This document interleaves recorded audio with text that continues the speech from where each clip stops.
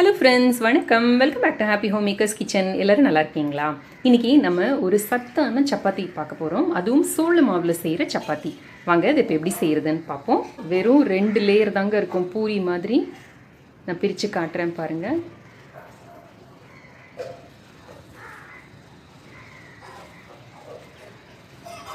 ஒரு சொட்டு எண்ணெய் கூட கிடையாது இதில். இதுக்கு தொட்டுக்கிறதுக்கு எந்த வகையான பொரியல் வேணாலும் நம்ம யூஸ் பண்ணிக்கலாம்.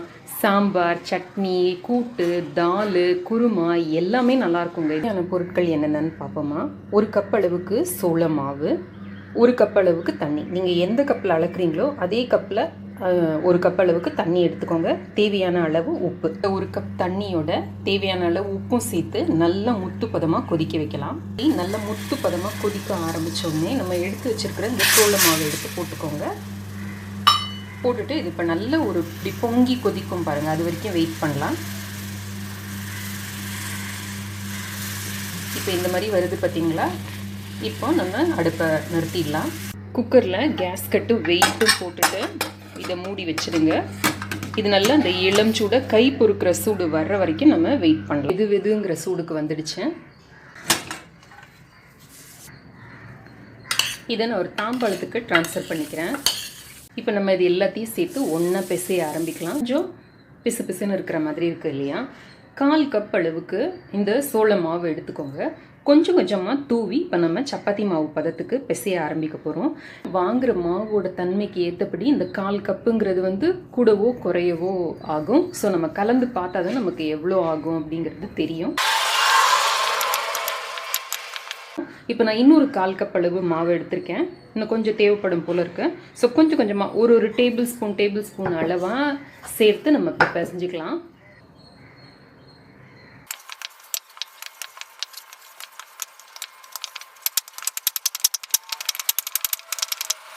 பிசைஞ்சு முடிக்கிறப்ப விரிசல் இல்லாமல் இந்த மாதிரி மிருதுவான மாவை கிடைக்கணும். இது வரைக்கும் நீங்கள் மாவு சேர்த்து பிசைஞ்சிக்க வேண்டியிருக்கும். தேவையான அளவு சின்ன சின்ன உருண்டைகளாக உருட்டி நம்ம திரட்ட வேண்டியது தான். கொஞ்சமாக சோள மாவை இந்த மாதிரி தூவிக்கோங்க. தூவிட்டு இதில் இந்த மாவை வச்சு முதல்ல இப்படி மெதுவாக தட்டை ஆக்கிக்கலாம். இப்போ இந்த கையால் இந்த ஓரத்தில் இப்படி கை வச்சுக்கோங்க. இந்த கையால் தட்டுங்க. இது ஏன் நம்ம செய்கிறோம் அப்படின்னா, அந்த ஓரங்கள் விரிவடையாமல் இருக்கிறதுக்காக. இந்த மாவில் அந்த நம்ம கோதுமை மாவில் இருக்கிற அளவுக்கு அந்த குளூட்டன் இல்லாததுனால, அந்த பசைத்தன்மை இல்லாததுனால அந்த ஓரங்கள் விரிவடைகிறதுக்கு வாய்ப்பு இருக்குது. அதனால் நம்ம இந்த மாதிரி செய்து கொடுத்தோம் அப்படின்னா நமக்கு நல்ல சப்பாத்தி கிடைக்கும். இப்போ ஓரளவுக்கு இந்த மாதிரி நம்ம செய்ததுக்கு அப்புறமா நம்மளோட சப்பாத்தி குழவியை வச்சுட்டு இதை திரட்ட ஆரம்பிக்கலாம். ஆனால் ரொம்ப பொறுமையாக மெதுவாக செய்யணுங்க. கொஞ்சம் கூட மாவு தொட்டுக்கோங்க. அப்போ தான் இது பிரியாமல் உடையாமல் வரும். ஒரு 2 தடவை நமக்கு உடையிற மாதிரி இருக்கும். ஒரு 2-3 தடவை நமக்கு அந்த இது கிடச்சிருச்சு, எக்ஸ்பீரியன்ஸ் கிடச்சிருச்சு அப்படின்னா நம்மளால் ஈஸியாக பண்ண முடியும். எப்போ இந்த மாதிரி ஓரத்தில் விரிவடையுதோ அப்போ இந்த இடது கையை வச்சு அட்ஜஸ்ட் பண்ணி கொடுத்து நீங்கள் இந்த மாதிரி செய்தீங்க அப்படின்னா உங்களுக்கு நல்ல பர்ஃபெக்டான சப்பாத்தி கிடைக்கும்.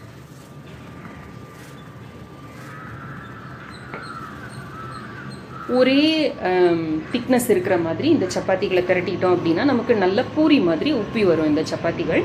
ஓரளவுக்கு நம்ம திரட்டினதுக்கு அப்புறமா இப்படி வெளிப்புறமாக இந்த ஓரங்களை நல்லா திரட்டி கொடுங்க. இல்லாட்டி ஓரம் மட்டும் அழுத்தமாக இருக்கும், நடுவில் மாத்திரம் நல்ல தின்னாக இருக்கும். இப்போ நம்மளோட சப்பாத்திகள் தயார். இப்போ இதை நம்ம சூடான தோசைக்கல்லில் போட்டு எடுத்துக்கலாம். ஒரு பாத்திரத்தில் கொஞ்சம் தண்ணி எடுத்துக்கோங்க. ஒரு சின்ன காட்டன் துணியை இந்த மாதிரி எடுத்து ரெடியாக வச்சுக்கோங்க. தீயை மிதமாகவே வச்சுக்கோங்க. ஒரு 10 செகண்ட் கழித்து இந்த தண்ணி நம்ம எடுத்து வச்சுருக்கோம் பார்த்தீங்களா, இந்த காட்டன் துணியில் இந்த தண்ணியை தொட்டுட்டு இப்படி மேலே நல்லா தேய்ச்சி கொடுங்க. இந்த மாவு ரொம்ப வரன்னு இருக்குங்க. டக்குன்னு இந்த சூடான தோசைக்கல்லில் போட்டோன்னே விரிவடைஞ்சு சப்பாத்தி அப்படியே பிஞ்சு போகிற மாதிரி இருக்கும். அதனால இப்படி மேலே நல்லா தண்ணியை இப்படி வச்சு கொடுங்க. மாதிரி லேசாக ஓரங்கள் காய ஆரம்பிக்கிறப்ப இதை நம்ம திருப்பி போட்டுக்கலாம். இந்த பக்கமும் கொஞ்சமாக இப்படி தண்ணியை வச்சு தேய்ச்சி கொடுங்க.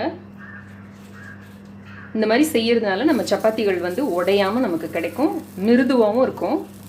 டயட் பண்ணுறவங்களுக்கு, டயபெட்டிஸ் இருக்கிறவங்களுக்கெல்லாம் இது ஒரு சிறந்த உணவாக இருக்குது. கொஞ்ச நேரத்தில் பார்த்தீங்க அப்படின்னா நல்லா பூரி மாதிரி இது உப்பி வர ஆரம்பிக்கும். இந்த மாதிரி வர்றப்ப இந்த மாதிரி ஒரு துணியை வந்து நல்லா ஒரு 4-5 தான் மடித்து வச்சுக்கோங்க. கையில் வந்து நம்ம சூடு அடிக்காதபடிக்கு மடித்து வச்சுட்டு இந்த மாதிரி செய்து கொடுத்தீங்க அப்படின்னா நல்லா இது எழும்பி வரும். குழந்தைங்களுக்கு மட்டும் நம்ம ஒரு துளி நெய்யோ வெண்ணெயோ தடவி கொடுக்கலாம். பெரியவங்களுக்கு வந்து சுத்தமாக நமக்கு நெய்யோ எண்ணெயோ தேவையே படாது.